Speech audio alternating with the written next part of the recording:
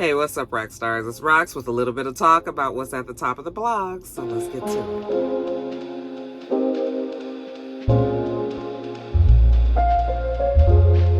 All right, you guys, before we get to the gossip, let's talk about the serious stories first. Another shooting. Haven't talked about too many shootings in the last few weeks, and that's been refreshing and that's been good, but looks like yesterday made up for it because we had two shootings that happened. The first was at UNLV. Apparently, there was a live and active shooter on the UNLV campus. That's the University of Las Vegas, North Las Vegas, and it's right in Las Vegas, right in the heart of Las Vegas. They had a live shooter there. They said right before holiday break, it's just about time for the kids to be taking they are taking their finals to head home for Christmas break. This person, whoever this person was, I don't have the name, because I was watching it yesterday on the news and they never said the name. They probably said the name by now, but I don't have it in my notes, you guys. I apologize. I'll put it on the screen here.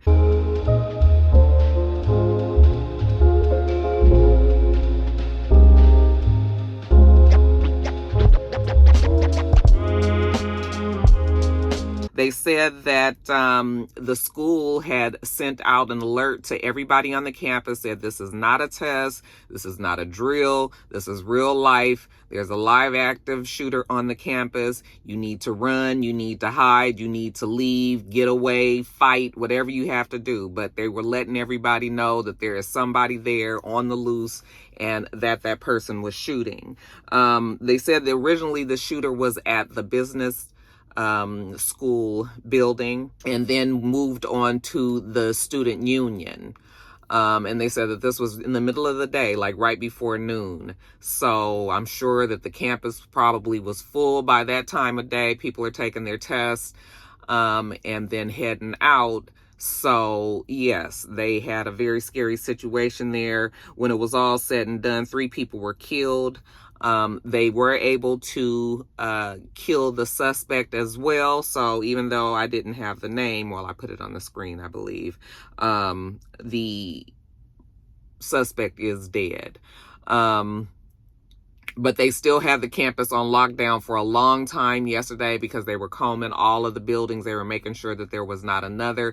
I was almost concerned that they were not sure if there was not another shooter, because it seemed like they kept them kind of like telling them to shelter for a long time. I mean, it may have just been them being extremely cautious, but it seemed like they had already said that they had caught the shooter or the suspect, and it was still a lockdown situation. So I guess it probably was very chaotic there.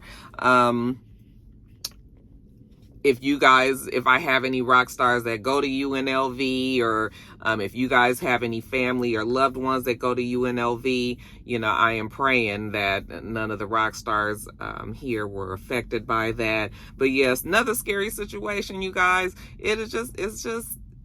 It's really, really happening on college campuses now. Like, that is I would be so worried. I'm just like so glad that my kids are not in school anymore, because it is, that's just one less thing to worry about. But, you got to worry about them being at the mall, or you got to worry about them being at the post office or at church or at the grocery store, driving down the street, really.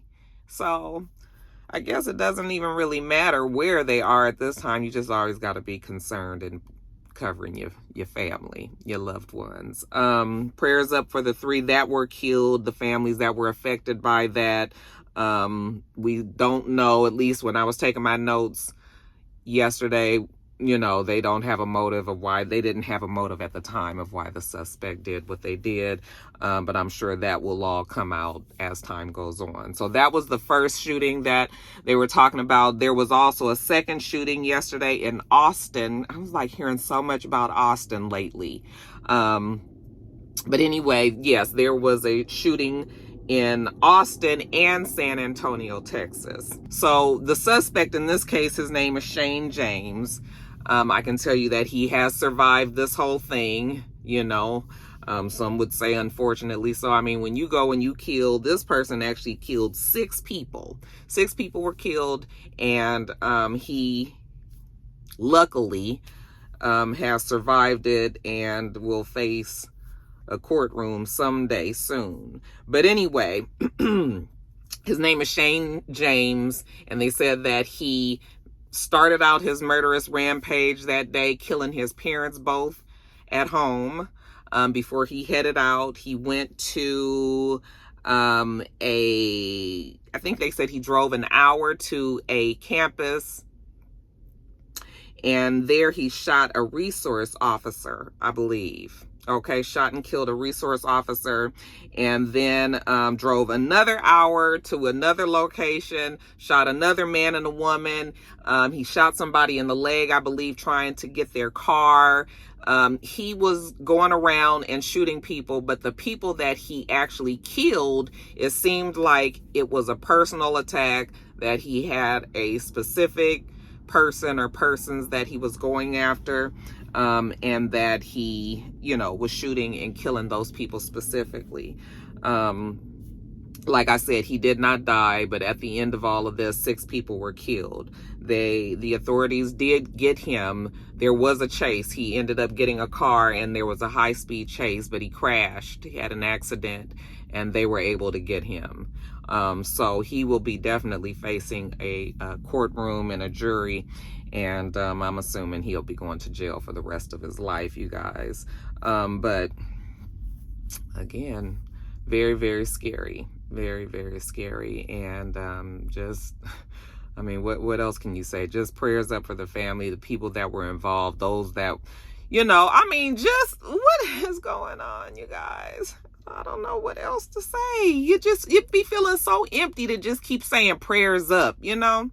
But it ain't really nothing else that I can do on this end, you know, as far as, I mean, we can continue to talk about gun control, but at this point, you guys, gun control is just not happening. So something else needs to happen. I don't know what. Possibly you might have an idea. Anyway, you guys, I'm going to move on from that, but I just wanted to let you guys know about those 2 shootings. And just, again, be careful out there, rock stars. Watch your back.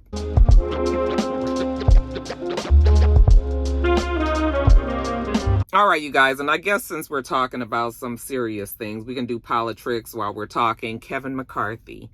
Kevin McCarthy has decided, not only was he ousted as the House Speaker, but Kevin McCarthy has told us now that he is going to resign at the end of the year. He will no longer be a House representative. He is leaving, I guess, pulling himself out of the game of politics. Well, not fully. He said that, remember when he was ousted, he told us that he felt like his services were better used elsewhere, you know, and that this will probably be a better thing for him in the long run. So now they're saying that he's going to continue to, to support Republicans, those that are trying to run for presidency, because, you know, they are trying to get YSAP out of office. Well, listen to me, like he's there. I mean, he feels like he's there. I see him every day, like, you know, but anyway, trying to get him from the seat of running for the Republican seat. So anyway, he said that he has resigned, he's leaving, and I was just like, wow. It's amazing, actually, how many Republicans, and I'm assuming maybe there might be Democrats too, but we are hearing a lot about Republicans that are leaving, you know, once their role finishes, you know, their obligation to that seat finishes. A lot of them have been saying that they are not going to run again. Okay. And that's probably because a lot of them are just disgusted, just not feeling it, the whole political arena right now. And it is a zoo. And yeah, you guys, YSAP is out of control, but YSAP has been out of control. Nothing that YSAP does is surprising, but I think that people are acting like they're surprised now, namely the Republicans. Like, you guys, upheld all the shenanigans that he did. And now all of a sudden you guys see that he got a real chance of getting that seat.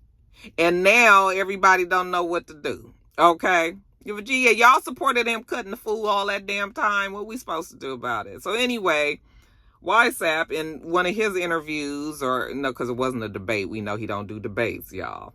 But he was talking to someone and they asked him, like, would you promise not to abuse your power and go back and be, go back and try to seek revenge on those that are still in the political arena that may have wronged you? And, he kind of did not answer that question. He turned the question around and changed it and said that when he, first comes in, the first thing he's doing is he's closing the border, and people won't be able to come in and everything. But no, we ain't asked you shit about no damn border.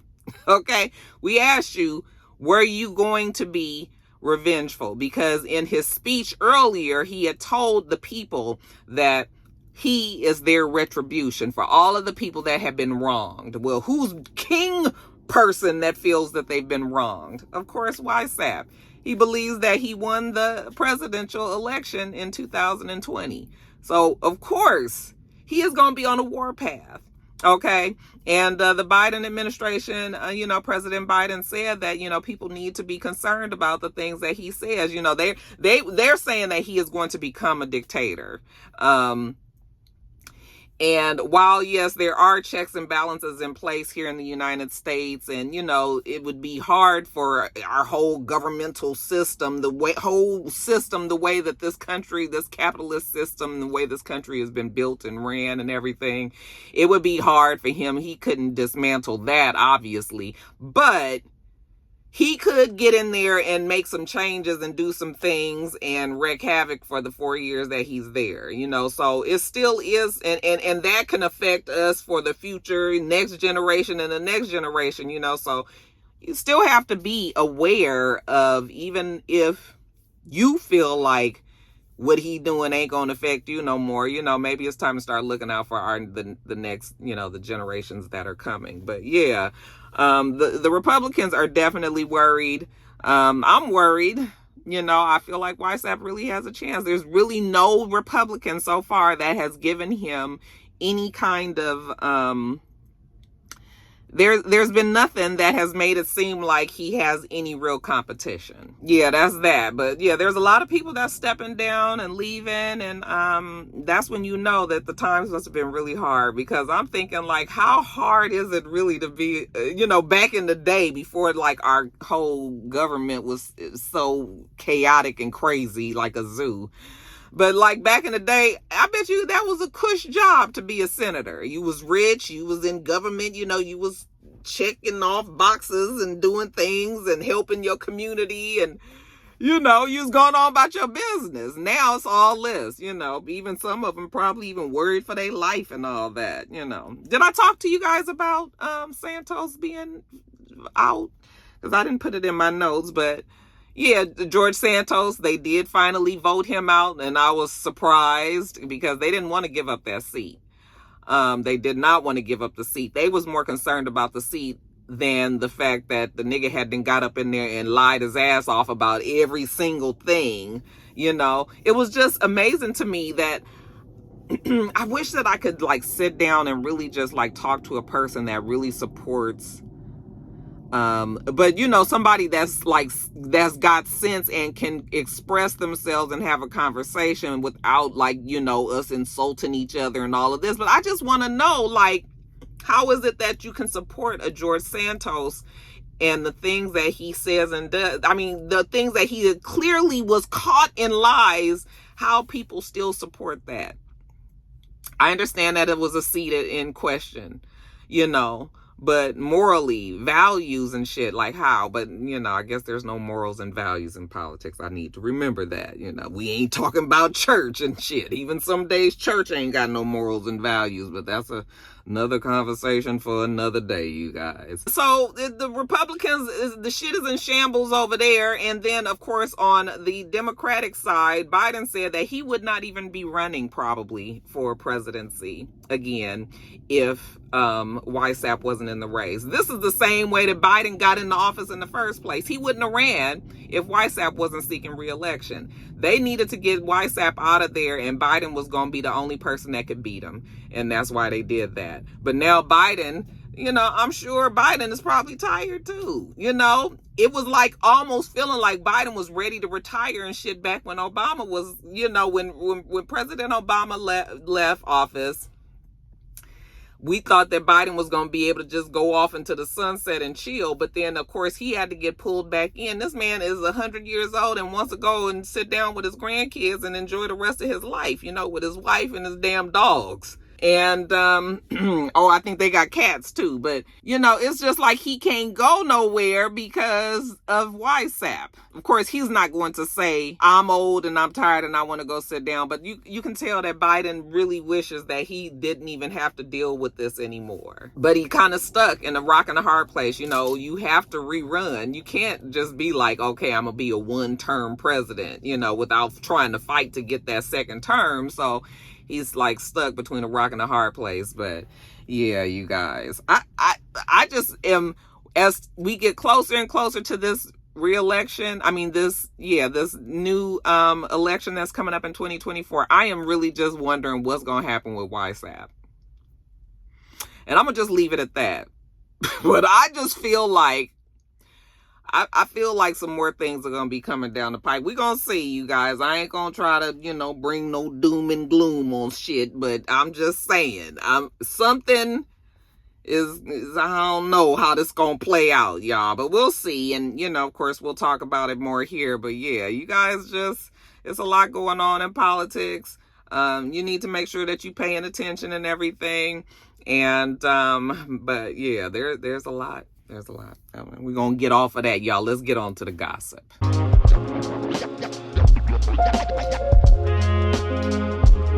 All right, you guys. So you guys already know what the first story of the gossip is going to be. More Diddy allegations. Child, I'm telling you, the Pandora's box has been opened. And we knew that there probably would be more people that would be embolden and decide that if Cassie could do it, that they could probably do it as well. And that has been the case. We have a Jane Doe who has come out and said, actually retained the same lawyers that Cassie had, and has said back in the 1990s, I believe it was, when Brother Love, Diddy, was Puff Daddy, Puffy. And we've come to be told that these are two different people, you guys. But back in his Puff Daddy Puff days, we are finding out allegedly that he was quite the menace out there. Now, we've heard stories about music execs and, music moguls and just people that are high up in entertainment that are able to really take advantage of their power and their position and attack women, abuse women, sexually harassing them. We've heard of these stories that happen, and we heard them more and more as the Me Too movement came out and people started to really speak out. And then, of course, now we've got this new resurgence of abuse victims that are pressing charges because of that Survivors Act or whatever the name of the law is. I didn't write it down, you guys, but I'm sure you guys are familiar as well, where people who were attacked or suffered from some sort of harassment or abuse, they are able to press the charges, and the statute of limitations has been ignored for them, so that they've been given a certain time to do that. Okay, so that is why people are now pressing these charges.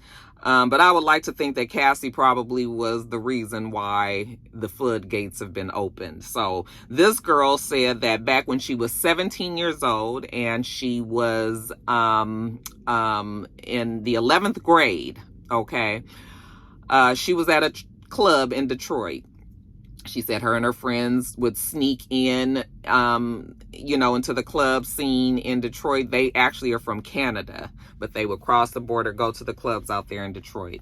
And while she was there, Diddy's president of Bad Boy Entertainment, Harv Pierre, you guys remember him? We used to see him all the time. He was on Making the Band. He was on the shows with Puff and all of that. But apparently he was there at the club, along with another friend. And he was talking to the girl, had taken an interest in the girl.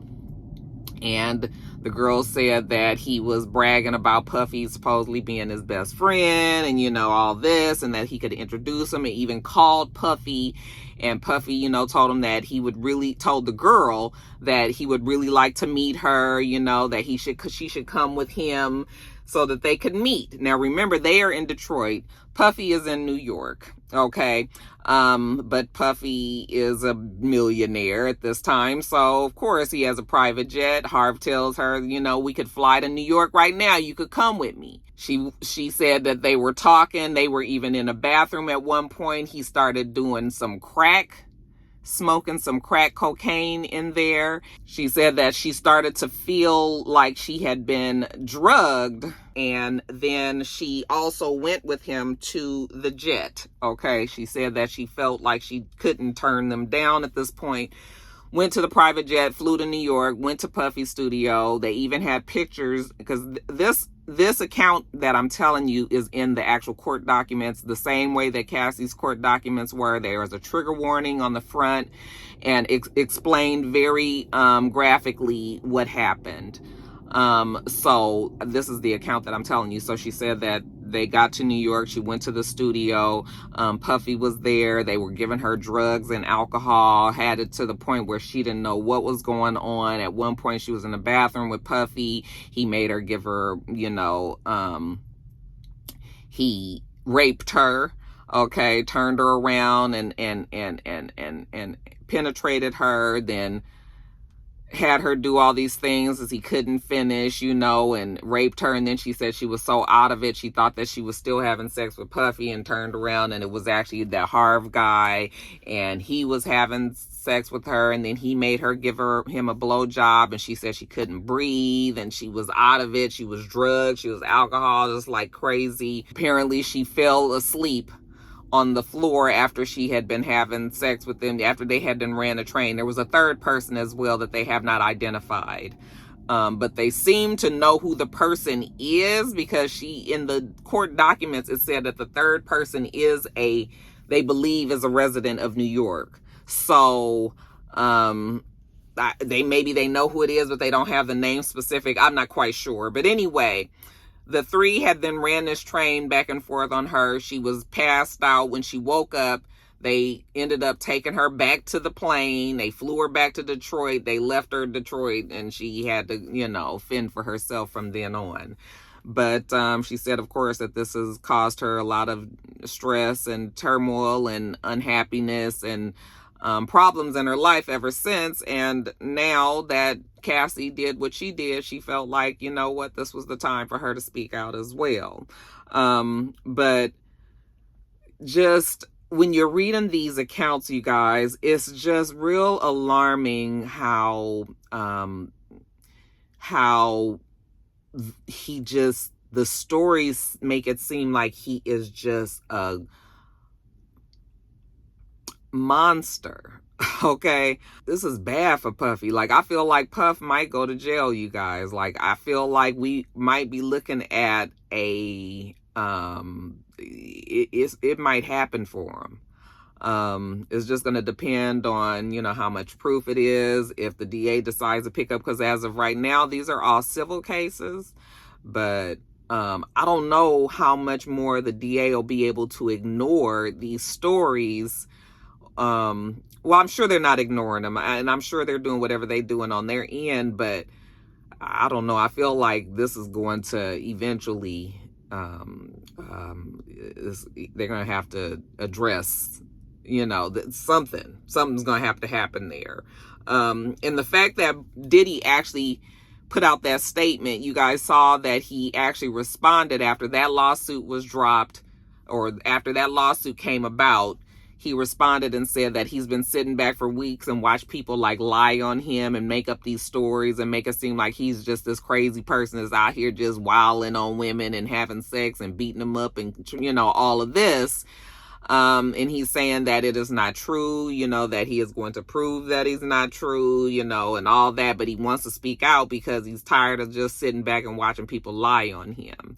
I'm not even sure who told him to do that. I'm not sure if the lawyers told him to keep quiet and he was just like, no, I have to say something, because he already knows how his fans are and how social media, black social media especially, his followers, his audience, he knows, you know, that he was going to have to say something. But I don't know what he could have said that was going to help him, because, you know, once you start reading that court paperwork and all that, you just be like, damn, like, this motherfucker is crazy, you know? And then to do that to to do it to anybody. But, you know, you got a kid, this is a child, you know, and you already know kids don't, that age, they got stars in their eyes, they don't know nothing. Yeah, you know, I know a lot of people are going to be like, well, she's this fast ass young girl, you know. Yes, and that all might be true. She really shouldn't have been there. She shouldn't have been in no club, 17 years old, all that. Even still, you know, she didn't deserve to be raped, beat the hell up, drugged, rape, and forced. No. Okay. Yeah, just because you know, fast ass, that don't mean that you deserve those kind of things. Now, yes, it does happen, unfortunately so. But that doesn't mean that she deserved that, you know? And so, you know, a lot of people don't have much sympathy for her, because it was just like, you know, then they'd be like, where's the parents? You know, be all of that. I mean, while you can say something like that, you also know, you know, I mean, just think back when you was that age. If you didn't want your parents to know some shit, you knew how to do it without letting your parents know some shit. You know, the fact that she was able to not just leave Canada and come down to Detroit, but also to fly to New York, you know, like, she could have been, tell her friends, her parents, she's spending the weekend with her friends, you know, down in Detroit or whatever. And her parents was probably like, okay, or something. And, you know, so sometimes parents don't be knowing all that's going on, you know, so you can't blame the parents. Fuck, you know, sometimes parents are doing the best they can, you know. And then there's sometimes there's parents that do influence their kid and be like, no, you need to, like, you know, some of the stories that we've heard with R. Kelly and other people as well. But, you know, in general, you can't just say, like, why weren't her parents around? Shit, if I wanted to get out and go and do when I was 17 years old, like, yeah, I knew how to do it. So anyway, not looking good for Puff. Not looking good for Bad Boy Entertainment. I mean, Harv, like all that, you know, it's not looking good. And then I always tie in Jamie, because Jamie was accused, and now we're starting to see Jamie more. He was actually at an award ceremony recently, and as quiet as he has been about his mystery illness that he had, and just kind of smiling at the camera, and, you know, we just seeing Jamie sightings and everything. Well, once that accusation came out, then all of a sudden now we see Jamie, now he talking. Oh, now he talking, y'all. He at the award ceremony, and he's saying, you know, that he was ill and he faced death and he this and he that, and I'm sure he's grateful to be alive, and he should be grateful, because, you know, our God is a gracious God, and he does look out for us, you know, whether we like it or not most times. But that being said, you know, it's just sort of like, all of a sudden he got a whole lot to say about it, and, you know, all that. I'm just like, Jamie, are we trying to get sympathy because of this lawsuit? It's just, I just have a little, you know, I just got a little side eye for it, you know. You guys tell me that Jamie Foxx is also going to countersue the girl because he's saying that it's not true and all that. I hadn't heard about the countersuit, but apparently he is fighting back. So if it's not true, then yes, absolutely, he should fight back. But yeah, we're starting to see Jamie more. They say that he's ready to settle down. He's supposed to be about to propose to his girlfriend. And all of that, y'all. So anyway, that Puffy stuff is a fucking mess. It is a mess. And yeah, he probably needed to just say, don't say nothing. But I think that they felt like they needed to put a plug in this hemorrhaging that's happening, because the businesses, last week it was the businesses, this week we got more accusations. I think this is what, the 4th or the 5th accusation that has come up against Puffy. So, ooh, ciao. So, yeah, we gonna keep our eye on it. That's all I can keep saying. We'll keep our eye on it. And, you know, like I told y'all last week, that's gonna be a story that's gonna be around for a while. So y'all just get used to it and get ready. Okay? But yeah, we'll move on from that. But what y'all think? Y'all believe these allegations? They are quite damaging.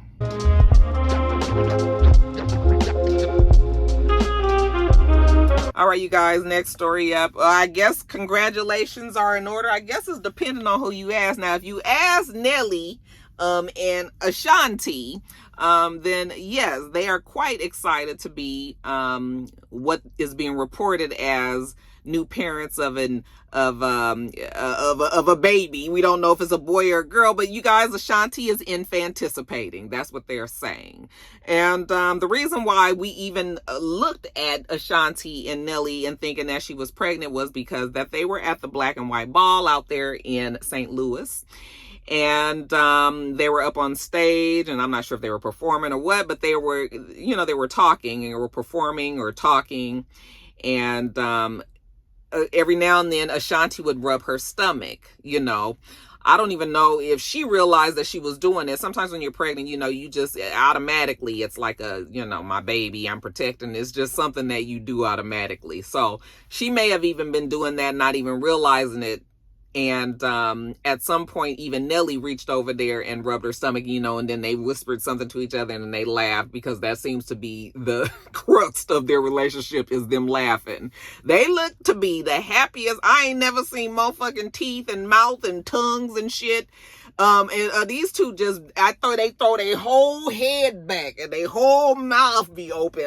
I would show y'all my mouth, but you know, I got teeth missing and shit. Y'all need to see all that. But they just be like laughing and happy. And that's what a relationship should be. They look very, very happy.